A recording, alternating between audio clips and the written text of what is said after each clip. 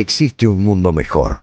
Quédate a disfrutarlo, que juntos somos un montón. Y al montón que juntos somos. Si dejamos de estar juntos, no somos más el mismo montón. Le proponemos a partir de este momento nuestro cotidiano ejercicio de radio. ¿Saben ustedes o deberían saber que de lunes a viernes, de enero a diciembre, en este horario de 14 a 16, aquí en la M530, la radio de Madres de Plaza de Mayo, creemos conveniente, creemos adecuado pactar con ustedes el uso respectivo de las imaginaciones antes de comenzar cada experiencia.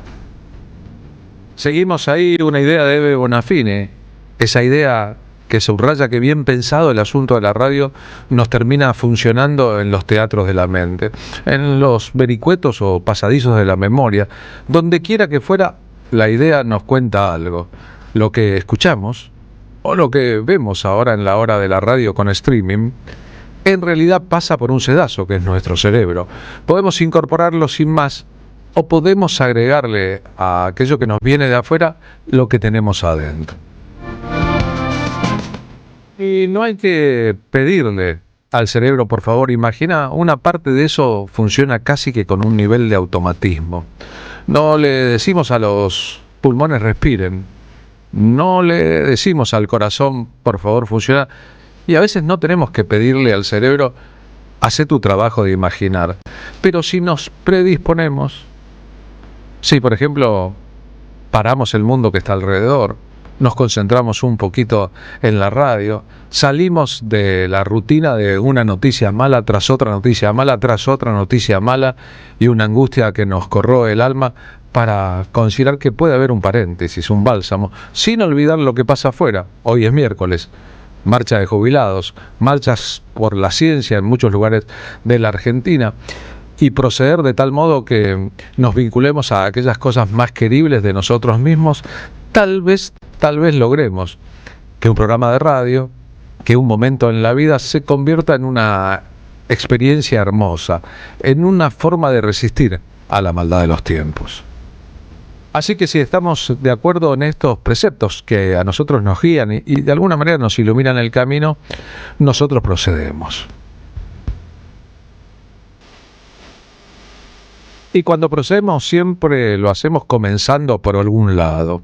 En una semana como esta, exactamente el 9 de agosto de 2013, cuando tenía 90 años y era una figura proverbial de la cultura popular argentina, del arte de la música en la Argentina y de lo que llamamos la música de raíz folclórica, se iba de este mundo don Eduardo Falú.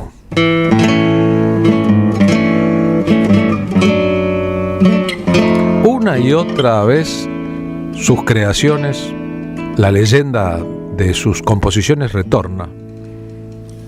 Y nunca te de olvidar, en la arena me escribías, el viento lo fue borrando y estoy más solo mirando el... Digamos que Falú es uno de los superhéroes de la historia del folclore en la Argentina. Y además mide de manera muy importante entre los grandes compositores de música de la Argentina. Era salteño, de una familia de Metam. Sus padres, inmigrantes sirios, tenían un negocio de ramos generales.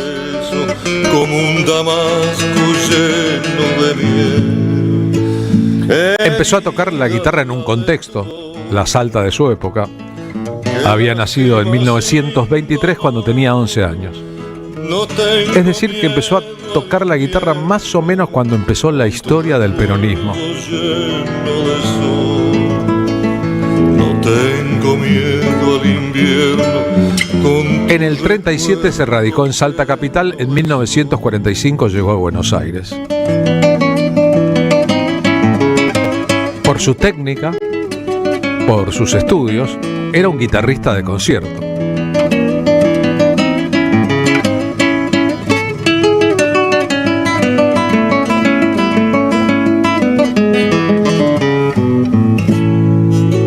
Compuso obras de largo aliento, entre ellas el romance de la muerte de Juan Lavalle, en colaboración con el escritor Ernesto Sábato.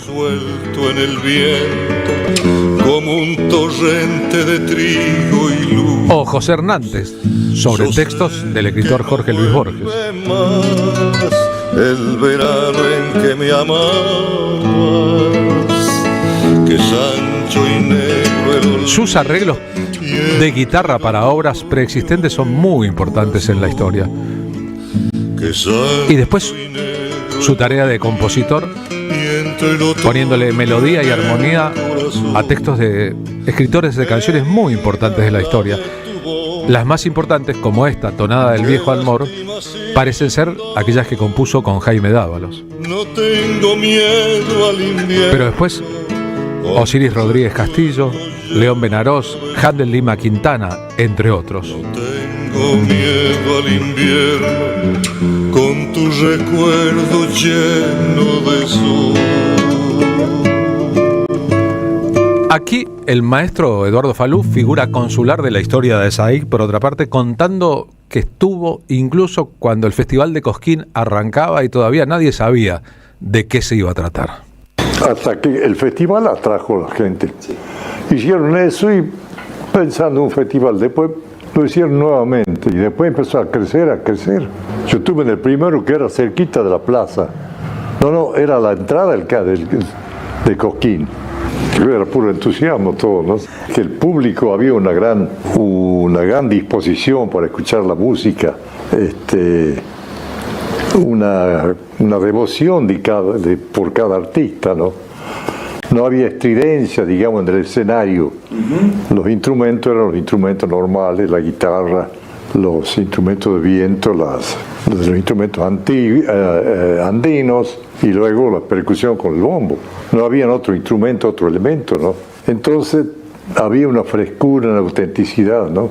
Una cosa así que transmitía mucho a la gente, ¿no? Sin el recurso que se está usando mucho ahora de ver las manitos y qué sé yo, y los aplausos y esto y este otro, y una cantidad de cosas que desfiguran un poco, ¿no? La real misión del festival, ¿no?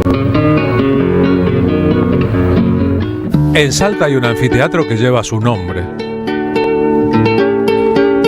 Esta es una obra famosa de su repertorio, La Cuartelera. La Cuartelera es una samba que nació en los cuarteles del ejército argentino en el siglo XIX.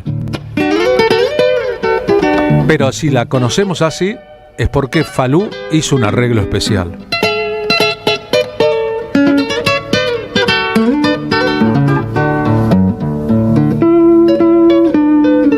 Este nivel de intérprete de guitarra, el nivel del concertista, está muy presente en su suite argentina, una obra de música académica basada en los ritmos tradicionales del país, que cuando tocaba en público en general tocaba con la Camerata Bariloche.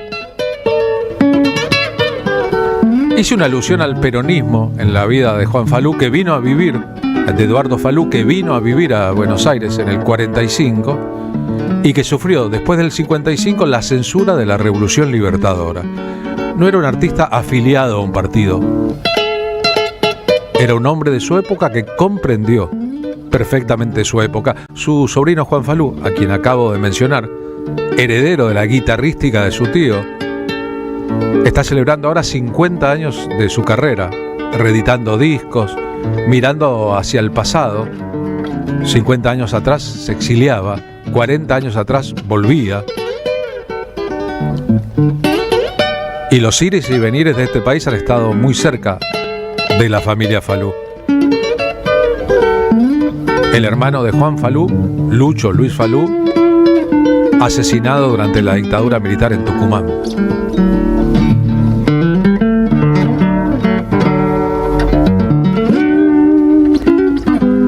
A Falú también le pesó su historia cuando el golpe de Estado de 1976.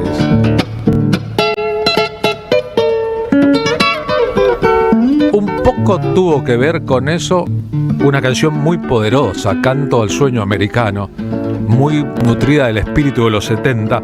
Aquí es el propio Falú contando sobre la dictadura del 76, le tocó la del 55, la del 76 y la censura. Después del año 76, de la revolución, de la represión, el folclore cayó en un pozo. Los controles que habían en las radios, en las televisiones, era terrible, hasta los títulos, hasta cualquier palabra que dijera libertad, justicia, era ridículo eso. Y así es, nos acostumbramos, tenía que andar con pie de plomo, uno mostraba el repertorio, a ver cómo es la letra y todas esas cosas. Por ejemplo, Tabacalera, que hicimos con Jaime Dable, Canto al Sueño Americano, que se hablaba de todas esas cosas, ¿no? El hambre, la miseria, la injusticia, decía por ahí, imagínense, era un pasaporte para el calabozo eso. Hablando de ese tema, de Canto al Sueño Americano, le costó muchísimo haber grabado, haber compuesto y haberle puesto la voz a esta canción esperanzada en la onda de tantas canciones de los años 70. Realiza la unidad continental, rompiendo las fronteras provincianas, herencia del sistema colonial. ¿Cómo olvidar al mencionarlo la samba de la Candelaria? Que amanece sobre el mundo y en la conciencia. La milonga del alucinado. Huésped de este planeta vagabundo, que Dios tan solo sabe a dónde ¿O cómo va. olvidar que sobrevivió a casi todos los de su generación con sus 90 años? Que Dios tan solo sabe a dónde va. En 1985 tuve el honor de ser integrante del jurado de los premios Conex, que le otorgó el premio Conex de Platino como instrumentista de folclore. Canta y que el aire americano vibra en el yunque de un solo corazón. El día que los pueblos sean libres, la política será una canción. El día que los pueblos sean libres, la política será una canción.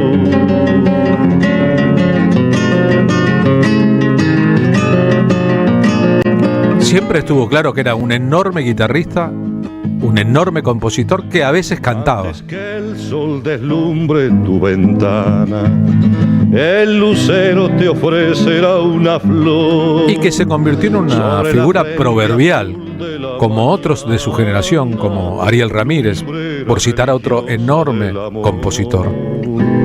En marcha juventud como la espiga, agrario símbolo de solidaridad. Eran figuras con un peso específico en lo artístico, con unas agallas importantes a la hora de aguantar los chubascos y con una actividad en lo que es el sindicato de autores y compositores de música de la Argentina, tan atacado como otros por la gestión de Javier Milei, que era un maestro. Era muy difícil hablar con cualquiera de los dos sin considerarlos en ese lugar. Y que el aire americano vibre en el yunque de un solo corazón. El día que los pueblos sean libres, la política será una canción. El día que los pueblos sean libres, la política será una canción. El día que los pueblos sean libres, la política será una canción. La semana pasada, cuando estuvo con nosotros Florencia Dávalos, hija de Jaime Dávalos, repasamos un poco esa ida y vuelta entre lo que serían los Lennon y McCartney de la historia de la composición de canciones del folclore argentino. Hay muchas doplas poderosas en el tango y en el folclore de grandes autores y compositores. A todos simplificando decimos son Lennon y McCartney, como Troilo, por ejemplo, y Homero Mansi juntos, o Troilo y Cátulo Castillo. Son figuras centrales de la historia del oficio de hacer canciones que terminan siendo muy populares. En el caso de Falú y Dávalos, Las Golondrinas, para completar este recorrido.